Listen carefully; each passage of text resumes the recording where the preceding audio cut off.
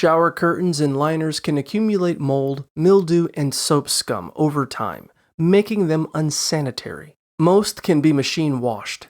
If yours is hand wash only, clean it with baking soda and warm water. To machine wash, remove it from the wall and any metal hooks, then add 1 or 2 clean towels to prevent wrinkling. Use your regular laundry detergent along with half to a cup of baking soda, and if needed, add bleach for tough stains, only for white or transparent curtains. During the rinse cycle, pour in vinegar to help eliminate odors.